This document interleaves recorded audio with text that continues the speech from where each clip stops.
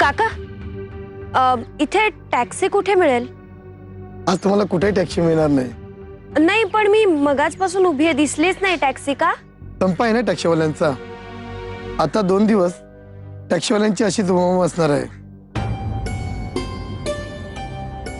मला कळत नाही तुम्हा श्रीमंत लोकांचं काय करावं. पैसा आहे म्हणून अख्खी दुनिया तुम्ही बोलाल तशी चालत नाही, कळलं? डॉक्टर, पण दादा आणि वहिनी घरी आलेलेच नाहीयेत. हे पहा, तुमचा मुलगा आणि त्याची ती बायको अरुंधती काल दुपारपासून हॉस्पिटलमधून गायब आहेत. अमर, दिग्विजयला किंवा अरुला ताबडतोब फोन लाव. त्यांना म्हणावं, असाल नसाल तसे ताबडतोब हॉस्पिटलमध्ये या.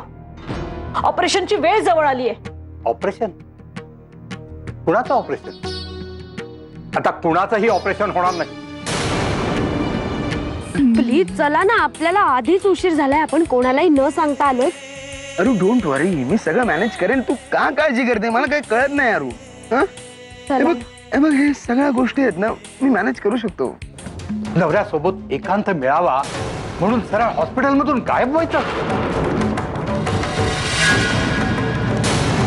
तुम्ही तुमच्या पेशंटला घ्या आणि ताबडतोब निघून जा. डॉक्टर, तुम्हीच म्हणाला होतात ना, ऑपरेशन अर्ध सक्सेसफुल तेव्हा होतं जेव्हा पेशंटची इच्छाशक्ती जबरदस्त असते.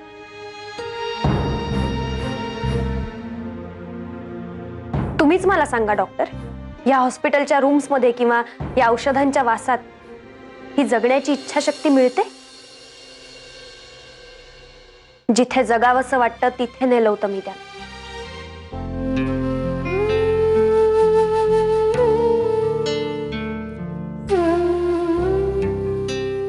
डॉक्टर, आज त्यांचं खूप मोठं ऑपरेशन आहे. आज काय होईल माहित नाही.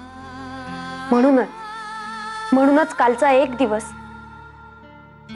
त्यांच्यातली जगण्याची इच्छाशक्ती वाढवण्याचा प्रयत्न केला मी. मिसेस सरंजामे, तुम्ही मागच्या जन्मी माझ्या कडक शिक्षिका किंवा आई असाल. आता ऑपरेशनची वेळ झाली. मला एकही सेकंद उशीर झालेला आवडत नाही. नर्स, ऑपरेशनची तयारी करा. वॉर्ड बॉय, पेशंटला ऑपरेशन थिएटर मध्ये घेऊन चला.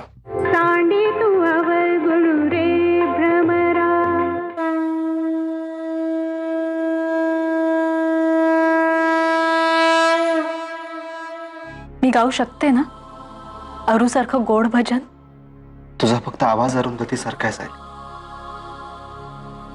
पण अरूच्या आवाजातली आर्तता, तिच्या आवाजातला निरागसपणा तुलाच काय, जगातल्या कोणालाच येणार नाही. काय झालं अरू वहिनी? बरं वाटत नाहीये का वहिनी? वहिनी खूप टेन्शन आलंय का? बघ ना, ऑपरेशनला खूप वेळ लागतोय का? आत काय चाललंय काहीच कल्पना नाहीये.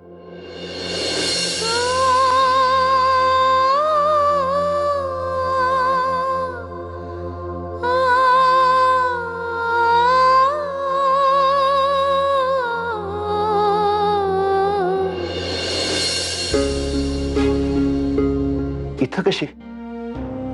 काय झालं? आणि तू एकटीच कशी आलीस? बाकीचे कुठे? हे पोरी, अगं ऑपरेशन झालं का?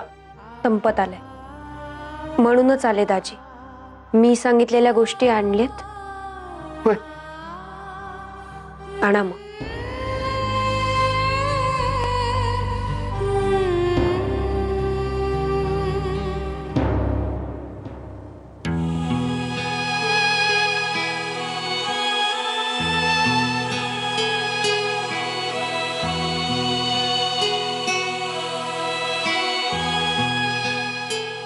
आज दिग्विजयची अरुंधती सजणार आहे.